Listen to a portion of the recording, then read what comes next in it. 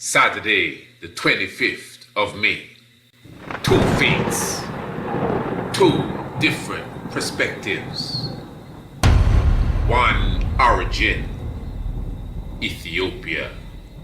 Ras I Adonis, Rabbi, Lion of Judah Society. The faithful of the Ethiopian Orthodox Church. A scholarly discourse on the subject. Who is the Lion of Judah of Revelation chapter 5? Get your tickets today.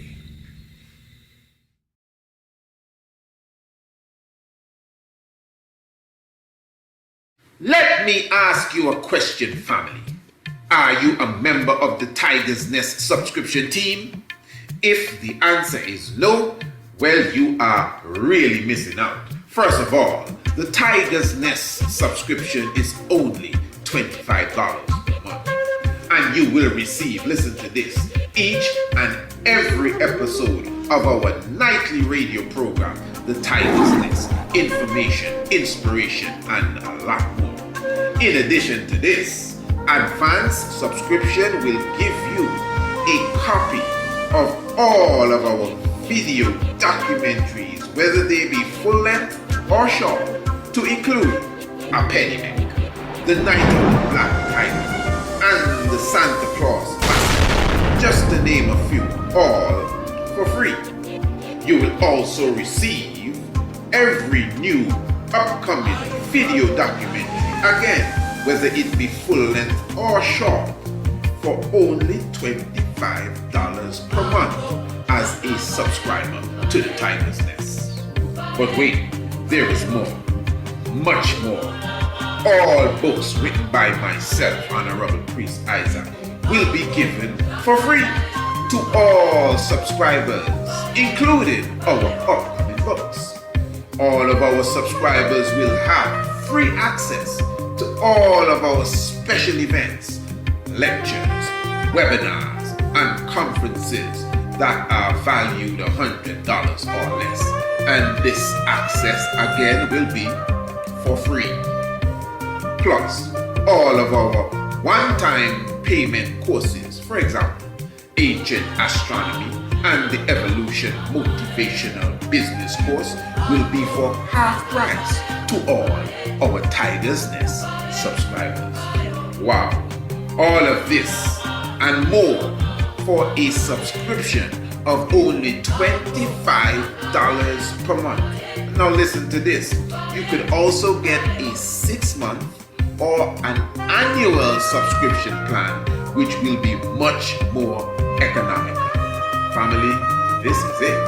For more information, in fact, to sign up and become a subscriber, visit our website, priestisaacInstitute.com, or just send me an email, priestisaacInstitute@gmail.com, and become a subscriber to the Tiger's Nest. And never miss another episode again, plus much, much, much more.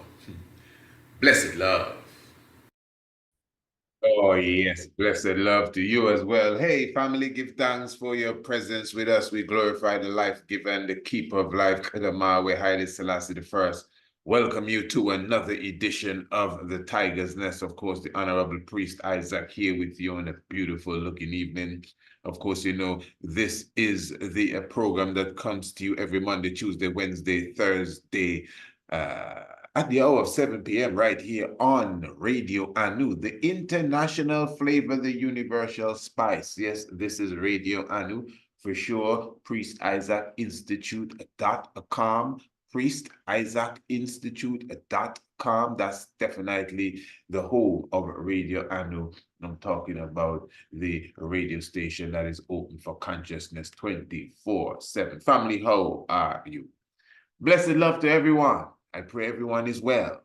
Yeah, we're going to have a beautiful program this evening. And after, listen to me, after the Tiger's Nest, we are going straight into Rasta Roundtable. After the Tiger's Nest, right here on Radio Anu, we're going straight into Rasta Roundtable, so make sure you are prepared for that.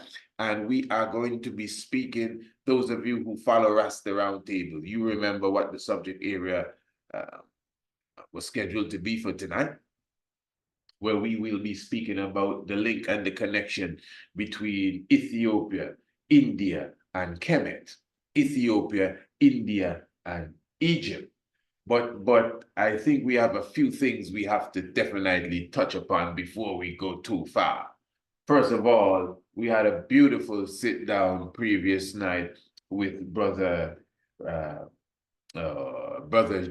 Jack, Brother Jack, and also brother Mikael. That's Haile Mikael, and Brother Jack of the Ethiopian Orthodox Church. And Ras Haile Selassie was with I, and we had a beautiful discourse. What think you? I'm sure you full enjoyed it. Well, it was beautiful. And we spoke of all things Lion of Judah. Who is the Lion of Judah of Revelation chapter 5? Family, I hope you have already received your ticket for Saturday evening. Obviously, it promises to be a beautiful sit down. It's going to be a wonderful discourse. Our host, the moderator for the evening, will be Ras Kwame Tafara. Yes, so that alone is just, so you're not going to hear too much from me. Hopefully, you're not going to hear too much from me. I'll be right there, just mastering the ceremonies. Yeah, may say good night or something. I don't know. Yeah, but your host is going to be Ras Kwame. Ras Kwame is going to be moderating the scene and holding the lions at bay and saying, all right, next lion. Who's the Lion of Judah? Yeah, so it's going to be a beautiful, beautiful sit down. But for sure, this evening, Rasta Roundtable obviously promises to be a beautiful sit down. And what I would like Ras Adonis to, at least give a quick analysis of what he, thought of the program previous evening, just like he will have to do when Brother Jacques makes his presentation on Saturday evening, when Brother Jacques makes his 30-minute presentation after Ras Adonis would make his 30 minutes presentation. Each of them will have to make a 15 minutes presentation, giving an analysis on what they think of the other person's presentation. You follow me? So in other words, this evening after this program, I'm going to begin Rasta Roundtable with Ras Adonis giving us an analysis of what he thought of the presentation previous night. I mean, Ras Haile Selassie gave a presentation too, but the main presentation was by the Ethiopian Orthodox community. So I would like to hear Ras Adonis, especially since he is the one that will be on the other side of the conversation, speaking on his own part and the part of the Lion of Judah Society. And I do dare say, I'm sure he will be speaking, if you want to use the term, in defense of most Rastafari. So I expect that to be a beautiful sit down this evening. So family, make sure you get your tickets. For those of you who wanted to contribute to the Ethiopian Orthodox Church and the acquisition of their land, well, this is the best way you can do it. Plus, you're still going to get something in return. A good evening where your family can come out and sit out and spend several hours with us, hearing good scholarly presentation. Something like, should I compare it to this? Something like watching a good cricket game. Good shot. This is a beautiful exhibition here. So I'm looking forward to it. Remember, the tickets are only $20 for sure. 25th of May, just a few days from now. Just email us, contact us, and we can definitely put that in order for you. Who is the Lion of the tribe of Judah? Definitely going to be a beautiful one. Yes, family, looking forward. All right. What's next?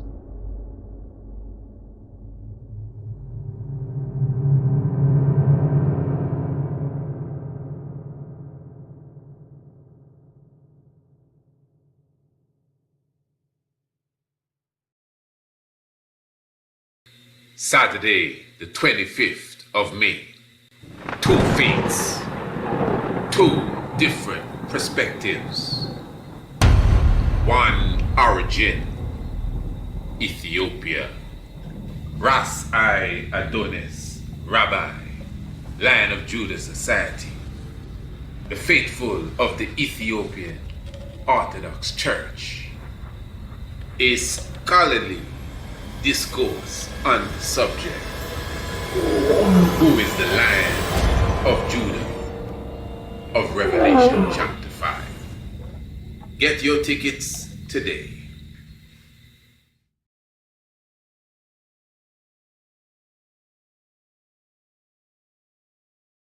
All right, my royal family, and once again, I can only encourage you to make sure you get your tickets tonight for Saturday evening, and it's going to be a beautiful, beautiful sit down. All right, now we're going to go into it. Before we go into the good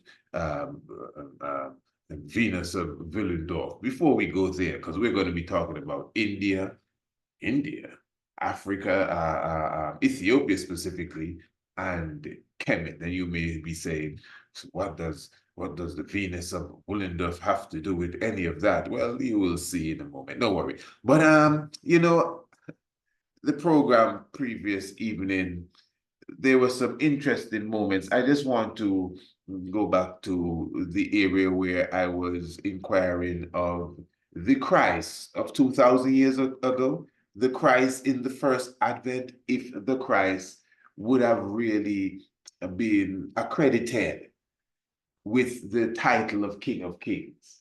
We understand it's the same spirit, but would the Christ in the first advent, would he have been accredited with the title, the Lion of Judah? That was really the question, and I must say, Brother Haile Selassie cleared up the question very, very good. And let's hear what the brother was saying. Christ himself revealing to his beloved John, all right, because Christ gone back up, ascended up into the heavens, as I said, mentioned as Tersa Ariam, and is revealing to him the heavenly glory, because John saw what is called the elders in the English Bible, but in the Ethiopic Bible, we know then those are what we call kahanat, the kahanat, or they are priests, but they are not just priests, like earthly priests like me and a human being. They are the 24 heavenly priests, or seraphims. They are angels now, which are called from the rank of seraphims. They are worshiping God. So this is what John is seeing. And in the midst of that revelation that John is seeing, he is seeing now, he who sat on the throne has a book in his hand, and knowing then that the mysteries in this book that is to be revealed has sufferings and sorrows and other great things then that to come concerning both what will happen on earth and what is going to take place in the heavens then, and how it's going to be unfolded. So the angel is saying then, he howling out loud a voice, who is worthy to open the book? Think of it. We have to sort of put our mindset now into what we're reading and develop it then, and to see clearly, okay, God in his throne, lightning and thunder flashing, the angels bowing down, praising the Lord, casting their crowns, and this book now, one angel proclaiming, who is worthy to open the book? You know, it's not once or twice he said then, he's proclaiming it. You know, and with that understanding and that need then. And John now, on the eyes now, observing this, began to cry, right? Mm-hmm. When you look at it, John was weeping, you know, so he weeping now. So to the extent of it then that, why then does John weep then? If he's what he is seeing and what is being revealed to him makes him weep. And then the angel said now, one of the angels said to them now, who seeing now and having an understanding of the revelation, said to John now, weep not. Behold, he who is from the tribe of Judah, he who is considered as a lion of the tribe of Judah, who is also to the root of David, had prevailed to open the book. Because what the angel himself said, there was no man on earth, neither no one in heaven, meaning no angels in heaven, or even the blessed saints and them who were in paradise, was worthy to open the book. This is the scenario of what we are observing and what John is observing. And he now is trying to write to us concerning what he is seeing, and he wrote it down so that we could get a clearer understanding of who Christ is. And the angel said, and behold, I see in the midst of the throne, the lamb that was slain is worthy to come and take the book. So if the angel said, the Lion of the tribe of Judah is the one who will come. But then when now you come and you see someone coming and taking it, they didn't say it's the Lion of Judah, but they're telling you now is the lamb that was slain was worthy to take away the book. What is left for us to conclude without saying it? What is implied there? The lion is the lamb. Same lion, right, is the same lamb. That is the conclusion of the matter of what we are seeing in it. And we always have to remember the aspect of the Holy Trinity is very, very important for us to have a deep understanding from the church perspective. We know, okay, as Rastaman say, is some say is Emmanuel, Marcus Garvey, and Emmanuel, Marcus Garvey, and Haile Selassie.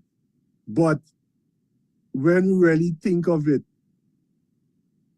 all of them who is mentioned there, not to knock anything, but just bringing our understanding, right? Just bringing our understanding. They were born from the seed of a man and a woman. God was not created. This is what we have to understand. God is... Oh my, sorry to cut you there. I have to jump in there, you know, because I was saying to myself, if all goes well, and since this is a second video, because this may not link with the first one, depending on if I edit it or not. Let me just remind everyone, we are here preparing for Saturday, the 25th of May, for who is the Lion of Judah of Revelation, chapter 5. And as I was saying, brother, I said, if all goes well with this, I would like to do it again. And the next time around, I would want a reasoning. It may not necessarily be with Brother Rasai Adonis. It could be with Haile Selassie, but we want a reasoning with Mariam, the Virgin Mariam. Was she a actual virgin? Well, I mean, we would title it maybe a little more proper, you know, but the Immaculate Conception, is it a biological virgin birth? So I don't want to even go too far into that right now, you know. My brother. So yeah, that was a beautiful sit down we had previous day. And yes, I'm hoping that, you know, we will do another one very soon where we will go into the whole aspect of the truth behind the virgin birth. Very, very good. But don't worry about that yet. Let's concentrate on Saturday evening, family. Make sure that you get your tickets. I am saying now, what do you think about that? The brother is saying, which we have been saying, that the lion and the lamb is the same. We understand that. And you see, this is why I don't want to go into the subject too much. Everyone knows who I am and my thoughts. So, but I don't want to, I'm not on a side. I'm just hoping to get some great knowledge on that day. That's all. But this is why from the onset of this promotion, I've been showing, listen, there's a mystic here, undeniable, that the lion and the lamb is the same, to the point that the lion is mentioned, but the lamb appeared. And I'm speaking of the allegorical story now. This is how the story sounds. It doesn't, I would assume lamb and lion appeared historically. But did lamb appear and lion appear, or the lamb is the lion and the lamb is the lamb? How does that go? You know, these are the questions I would like to hear answered. And the thing is, I'm asking my questions now, so that after the brothers make their presentation, you can get your chance to ask your question. Remember, we're going to make the questions and you have a chance to make your comments too. No one is stifling your comments. After listening to all of that, you must be able to say, well, brother, this is what I think. But we're going to make sure you have a time frame, 2 minutes. Believe me, 2 minutes is good time to make a proper comment and put a question, pose a question, and expect a sharp answer from Brother Ras Ayadonis or from Brother Haile Michael or Brother Jacques, depending on who would make the presentation. Jack, who would make the presentation for the Ethiopian Orthodox Church. I expect this to be a beautiful, beautiful presentation. You know, in the previous Rasta Roundtable should begin a little bit after 8. Make sure you prep yourself for Rasta Roundtable. In the previous Rasta Roundtable, we were listening to Brother Yogi Raj. And there have been a lot of comments as it relates to what Brother Yogi Raj would have been saying in 1982. That's another thing. Haile Selassie was not there for that program. And it would be interesting to hear what he has to say about Yogi Raj as well. So I think I'm going to try to see, I'm going to ask Brother Haile Selassie to give us his outlook quickly, as quickly and concise as he can on Yogi Raj encounter with Haile Selassie in 1982. Very good. And then we would go into our program. Now, in Yogi Raj's presentation, he expressed that that there was the Silk Road. He was speaking about the Silk Road. And the Silk Road, you know, there was this connection during the time of the Queen of Sheba, mark you, where Ethiopia would have received certain spiritual vibrations from India, and Ethiopia would have taken this spiritual energy and passed it on to Egypt. And one of my concerns was that we have to be careful how we place these things into history. We are people, we're dealing with history. For example, the Venus of Willendorf. We are dealing with an African mother that is some 30,000 years old. And one may ask, how you are so sure this is an African mother? Well, I mean, to be honest, when you observe anytime you observe the statuette of the Venus of Willendorf at first glance, you know, those who are listening on radio, I know you would have seen the lecture at first glance. I would have sent all of the subscribers to images at first glance, obviously. And even with good observation, you're looking at an African mother. But then even when you observe her hair, it's similar to the hair of the Buddha, who is another individual who we know is of African origin. And when we say African origin, we're talking about ebonite. You don't have to necessarily border it within the landmass we call Africa today. We are of African origin, even if we were born outside of the land, and we are ebonites. We are Black people. So the Buddha, you observe the statues of the Buddha, you see the knotty hair, which is a similar hairstyle to that of the Venus of Willendorf, which was considered to be 30,000 years old, discovered in Europe, in Austria, 30,000 years old, yet still representing the Black mother.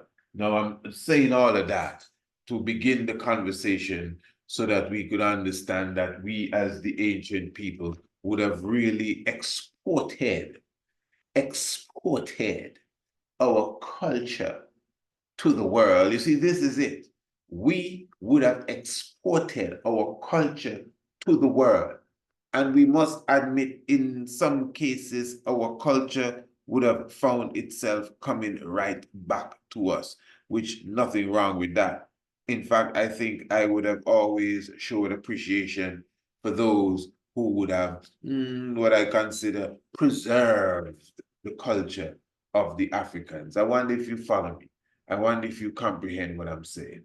Okay, very good. So remember that it was the Africans, the Nubian Grimaldi man, that would have gone into Europe. That is why we could find evidence of a civilization in Europe. I'm not speaking of Cordoba. I'm not speaking of the Moors. I'm speaking of 30,000 years ago. I just want that, to be clear. And I'm prepping you for the reasoning tonight. So when the scholars sit down, I shouldn't even have to say that much. You understand what I mean? Yeah. So we already highlighted from the works of Gia that the Africans, specifically what we call the Kushites and the people of Kemet were the same people. And remember the paintings that were discovered in the tomb of Ramesses III, talking about some 1200 years BCE, depicts the Ethiopian or the Kushite and depicts the Egyptian as both being black. And again, this is in the tomb of Ursa Ma'atara Setepenra Ramessi Murray Amin III. Within his, they call him Ramesses. I don't know what the jive is with that, but within his tomb, you see the pictures of the different ethnic groups, and there are two specific groups with two distinct names: the Egyptians, the Kemetic, the Kemehu people, or the Kemenu people, and the Kushite people. But when you look at the two people, they look the same because they're the same people, just different names. So it's good to understand that. That is very important. But we already explained that when you observe the Buddha, which obviously we know is not from Zimbabwe, we know the Buddha is not from Togoland, the Buddha is from India. Some argue that the Buddha is from Nepal, but that's India, really. Pakistan is India, you know what I mean? What's the other place there? Bangladesh, all of that is the ancient Indian empire, but colonialism would have split up India, just like how it split up Africa and other places. But I'm trying to show you that there is a oneness here in all of these people that history says were trading with each other. They were one people. You understand? So when you observe the great Imhotep, one of the things you highlight about Imhotep is the fact that he is the builder of what? The great step pyramid. Where else do you see step pyramids? You see it in the Western world, amongst the ancient Indians of Mesoamerica. That is the art and the science exported from ancient Africa to the rest of the world. Again, Imhotep is not just a builder. He's not just an ancient astronomer. Imhotep is the father of medicine. Imhotep is the first physician as such, in our understanding of history. So China have their first physician, Shen Nong, and these different ones, but that's their father of medicine. The father, the god of medicine is Imhotep. He is the one that they give praises to when they take their Hippocratic oath as doctors to harm no one. Yeah, right. In fact, they refer to him as I think it's Escalaces or something of the sort. That's Imhotep. But in the same way, you see Imhotep and the ancient doctors of old, performing surgery and removing of the cataract. That is the same way you see the Islamic world doing the same thing. We would have, touched upon this on a few programs prior, where a lot of ones credit, hear me good, where a lot of ones credit the Islamic world, Iraq and Babylon and these ones, for actually, some say, inventing the whole art of eye surgery as such, and removing of the cataract. But no, on contrary, mon frère, they preserve the ancient Islamic society of Baghdad would have preserved. We would have read an article when we did that program for you. The article came from National Geographic, and they were explaining that the Arabic Golden Age was an age of medicine and astronomy. I think they refer to it as astrology. But one of the main points was that the Arab society, whether they be Black Arabs or pale Arabs or whatever, but what they would have done, they would have translated the ancient books coming from the ancient kingdoms of Africa, and then would have put it into their language, and they would have preserved it. So don't think that, Timbuktu got its knowledge from the Arabs. The Arabs got its knowledge from Timbuktu.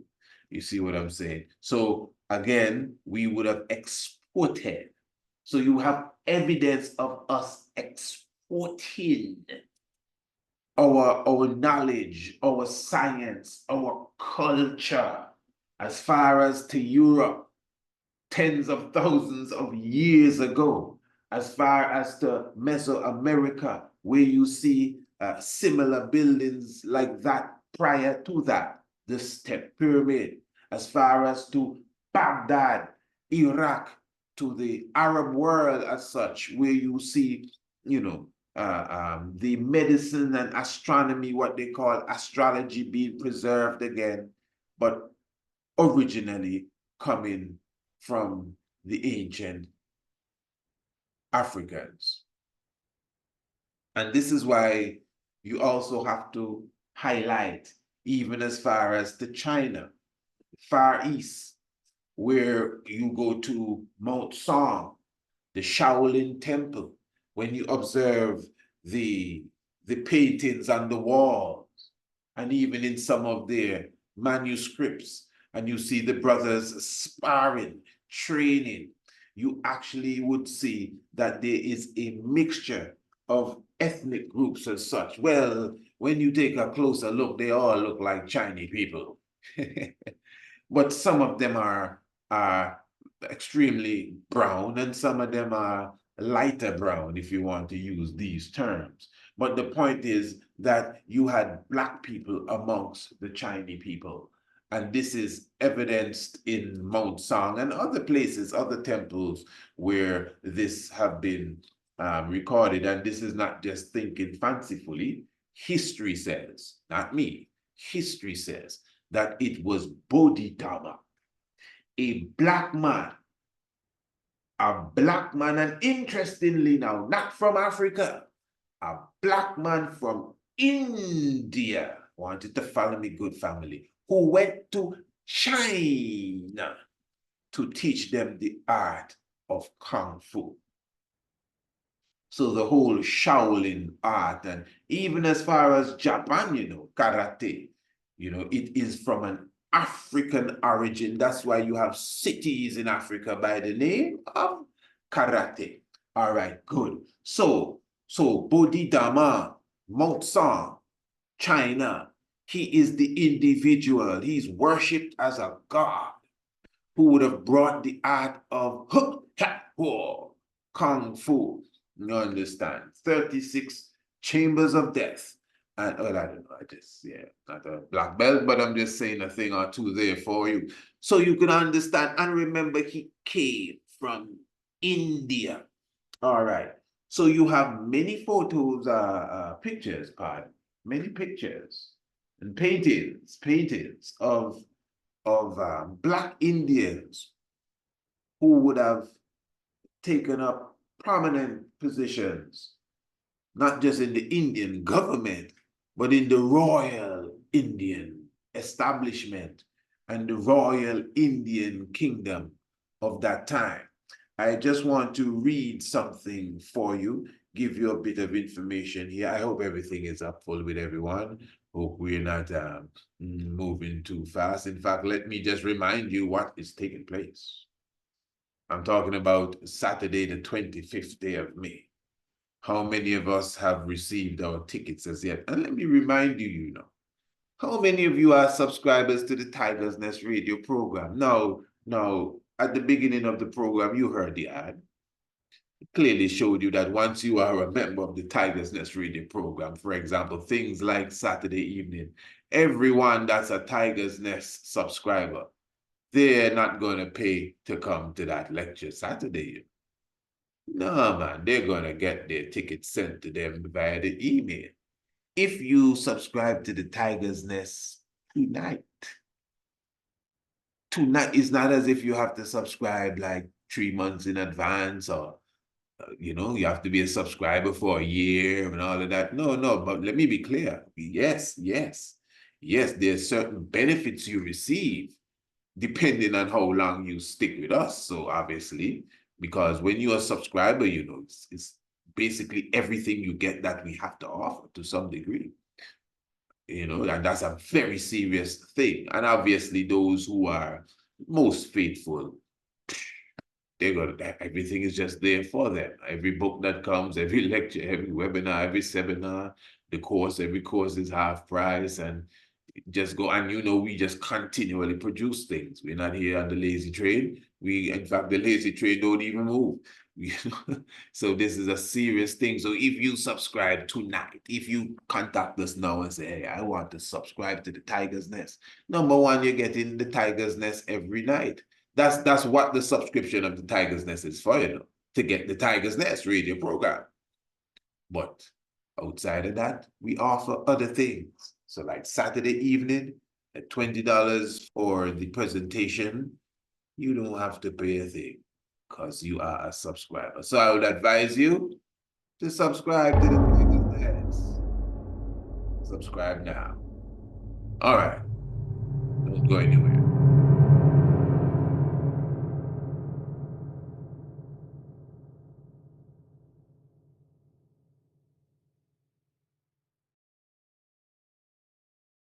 Saturday, the 25th of May. 2 faiths, 2 different perspectives.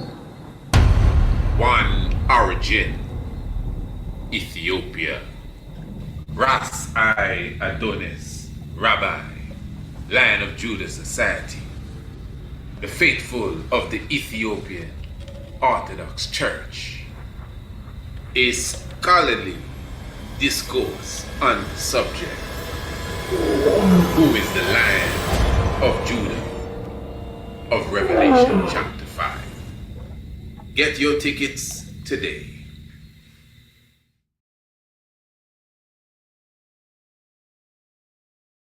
All right, beautiful. Make sure you get your tickets today, as the brother would have said there. And as I said this evening, after the Tiger's Nest, we're looking to touch upon Rasta Round Table. Yeah, we should be reasoning a little bit on the upcoming program there. African Kings Who Ruled India, the Light series. You understand? All right, and this one now, this is coming from arcrepublic.com. And it says commerce. You see, this is very important. You see how it begins? Commerce. And this may be touching to some, but even slaves were a part of this commerce at some time. In fact, some, not all, don't make history fool you. Some of the Africans and the Ebonites that found themselves in India were taken there as slaves. In fact, some famously became rulers directly taken from Somalia and Ethiopia. But still, remember that the quote-unquote Indians, as we call them, were of a darker complexion than they are today. The further back you go, let me read. Commerce between East Africa and India goes back more than 2,000 years. You bet your bridges more than 2,000 years. A lot more than 2,000 years between India and Ethiopia. The trade starts a long history documenting the relationship between what is called today South Asia and East Africa. Okay, South Asia and East Africa. South Asia was once called East Ethiopia. I'm saying that. Good. What many have recently admitted, there are quite a few Indians of African descent still living in the populous country and have risen into high ranks. Now listen to this quote here. This is a quote, and it's from Marco Polo. The darkest man here, the most highly esteemed, the darkest man is here, pardon me. The darkest man is here, the most highly esteemed and considered better than the others who are not so dark. Interesting. Let me add that in very truth, these people portray and depict their gods and their idols black and their devils white as snow. For they say that God and all the saints are black and the devils are all white. That is why they portray them as I have described. And this is Marco Polo after visiting the Pandian kingdom in 1288. Pandian, which part of Timbuktu is that? Timbuktu, that's in India, brother. He is telling you, he is explaining to you that the Indian people, number one, the darkest of them are the most esteemed around here. Their gods, that is why, I mean, modern day time, you're gonna find some light blue looking Sheba and some almost white Krishna. But let's not forget that Krishna means black. Some people argue that no, it really means Christ, Krishna, Christ. Yes, Christ, Krishna, I understand, but it means black. Okay, tell you what, let's form a truce and meet halfway. It means black Christ, what you say. Krishna means black Christ. And now he's a blue little boy that they show on cartoons. But anyway, listen to this.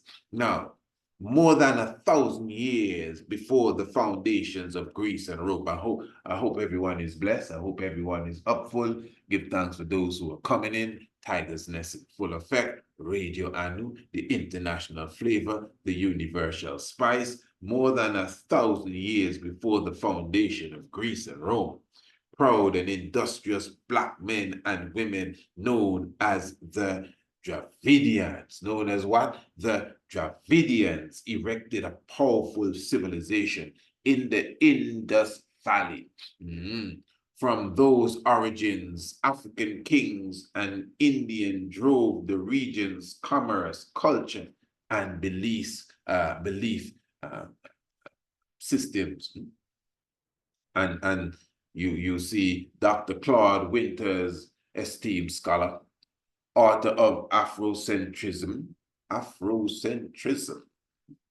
myth or science, and that's a question, writes, Ethiopians have had very intimate relations with Indians. You follow this, family. In fact, in antiquity, the Ethiopians ruled much of India. You hear that? In antiquity, the Ethiopians ruled much of India. These Ethiopians were called the Nega. Let me repeat. These Ethiopians were called the Nega. As you can see, the King of Kings is the Negas, the Negusa Negasa. It was the Nega, which also means the snake people. It was the Nega who created Sanskrit. Again, it was the Nega who created Sanskrit. Remember when the Islamic ones went to Ethiopia, they got refuge under the Nagash. The Nagash, the Negas, the Naga. It's here in the Caribbean, man. Yeah, here in the Caribbean, hail the man Icer and hail the man and go with the dread. We say nigger people. Nigger people, pick a nigger. Yeah, because we're the niggers. We're the people of the snake, the people of Benin, the homie, the kingdom of the snake people. You think this is a joke? Just as Moses lifted up the snake in the wilderness, so shall I be lifted up, the Quetzalcoatl, the feathered snake, the flying serpent, the Kulkakan. So these Ethiopians were called the Nega. It was the Nega who created the Sanskrit. You see again, so this is our culture, the Black culture. That's why I began by highlighting how far we would have spread our wings. The Grimaldi as far as to Grimaldi as such, to Italy and Austria and Germany and Slovakia and them places there. Czech Republic. It wasn't a republic then, but we were there hundreds of thousands of years ago, according to anthropology. And we would have established kingdoms. So you can find our footprint in Ice Age Europe. Imagine that. You find our footprint in Ice Age Europe. And now we are highlighting, the Indians that were considered African by nature, Ebonites. But again, just a simple look at the statue of the Buddha. Yeah. And the hairstyle of the Buddha, no different again than the hairstyle of some of the Venuses found in Europe, say tens of thousands of years ago. And that's why we highlighted the similarity between the Egyptians and the Nubians so that you could comprehend the oneness of these people. And that's why I highlighted again that we would have exported our knowledge. Even if it was preserved by some other culture, it still was exported. Give thanks for the preservation, even if it was the preservation of Kung Fu. So even if I have to go and take a Kung Fu class from a Japanese man or a Chinese man, give thanks, Mr. Ling. Thanks for preserving my culture for me. Yeah, teach it to me again. Yeah, if I have to go take a yoga class or whatever, you understand, it is our science. You understand? That is why, for example, I would have done programs on the yoga and highlighted many aspects of the yoga that is specifically Kemetic, not just Kemetic yoga, but even within the science of the yoga. And of course, the yoga goddess is here, Honorable Empress Naya. So for sure, I can also explore the deeper aspects of the yoga. Asanet, which is a pose in yoga. That's Isis, that's her throne, Asanet, to sit up the throne, Het Heru, Hathor yoga. Those of you who know of Hathor yoga is Hathor's yoga. Het Heru. That's the depths of this. It's our tradition. That's my point. We would have exported it to the world. So even though, as Yogi Raj was saying, that some kind of spiritual vibes came from the Silk Road to Ethiopia, I'm not denying that. During the time of the Queen of Sheba, that's relatively, recent stuff, but still it's nothing hard to believe or to deny, you see. So what was once beautiful and black has turned a little different. So you have a list of rulers, kings: Jamal al-Din Yaqut, 1200, CA 1200. You have Malik Sawar, 1394 to 1403. You have Malik Ambar, 1550, jet black. Ugandan looking African man, no dark Indian business, no offense to no one. Black African Idi Amin looking, Ugandan giant kind of man there. Yeah. And we give thanks so you understand these are the individuals that would have been seen as rulers and kings, even in ancient India, and in the same way that you had black, just like in ancient Greece and old Greece and old India, not India, England, where you had the black African warrior class. It's the same thing in India, where you had the very black, the dark black warrior class that would have held down the fort when it comes to going into battle. The same Magi class that you see coming out of Sudan. You understand? So that science is very, very deep. Again, I would have showed you the stela of Tahaka and the stela of a few other Kemetic kings, where you have the king kneeling down, facing his mother. For example, Tahaka kneeling down, facing his mother, and Amun would be there anointing Tahaka, and Tahaka's mother, who is a Nubian wife of Amun, a Nubian Kandake, would be asking and petitioning Amun for permission for her son Tahaka to rule on the throne. And I would have showed you that is the same thing with the Queen of Sheba. We can talk all day long about Queen of Sheba visiting Solomon, and he put salt in her food and spicy food and put a cup of water on the table. And I mean, all of that is a good story. That's nice. But before you get consumed and confused with that, let's look at the science. This is an ancient science. Makeda is Kandake. Her name is Kandake, Kandesi. That's Makeda of Ethiopia I'm speaking about. You don't have to believe she exists or don't exist and all of that stuff. But she represents the Queen Mother. And the Queen Mother, the Kandake, the Makeda, the wife of Amun, the sister of Amun, stands before Amun with her son and asks Amun permission for her son to become king, to sit on Amun's throne. Ra-Amun. Ra-Amun is Sol-Amun, because Sol is Ra and Ra is the son. Solomon is Ra-Amun. And I'm showing you that's an ancient tradition that has been seen from such time, till this time. So as was mentioned earlier too, in the previous reasoning, the whole aspect of the Queen Mother, the Kandake, is very important with the reasoning.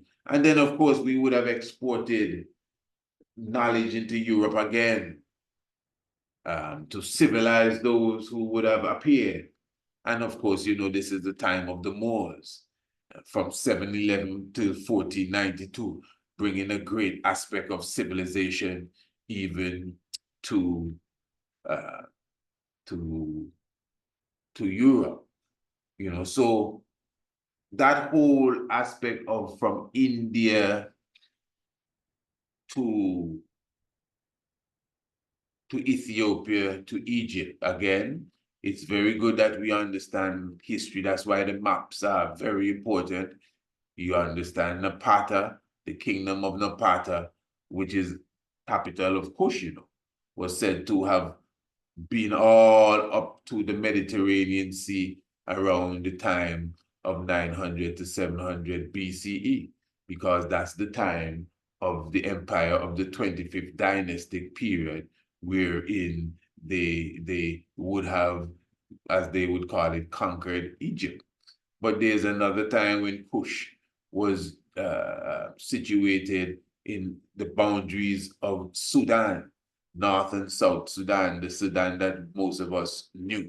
So Kush, just like the kingdom of Aksum, would have had different boundaries at a different time, depending on what was happening in history. So even when we observe history and we analyze history, we have to do it in a very balanced way. That is my point. Okay, good. Now, before I continue, I just want to highlight again that we will be going into Rasta Roundtable right about now. So we want you to prepare yourself for that. The conversation should be very similar to this. The connection between Ethiopia, India, and Egypt, really, somewhat stemming from a discussion that we had last previous program where Yogi Raj was speaking about the Silk Road and India. I guess he was just bigging up his thing here, but anyway, India giving a great strength to Ethiopia. We never denied it. And Ethiopia handing on this very same spiritual knowledge to Egypt during the time of the Queen of Sheba. Interesting. Rastafari. We do give thanks. Rastafari live forevermore.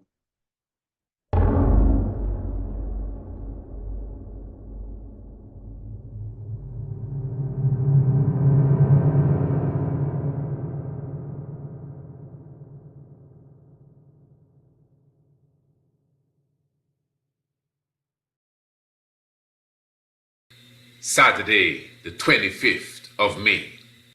Two faiths, two different perspectives. One origin, Ethiopia. Ras I Adonis, Rabbi, Lion of Judah Society. The faithful of the Ethiopian Orthodox Church. A scholarly discourse on the subject. Who is the Lion of Judah of Revelation chapter 5? Get your tickets today.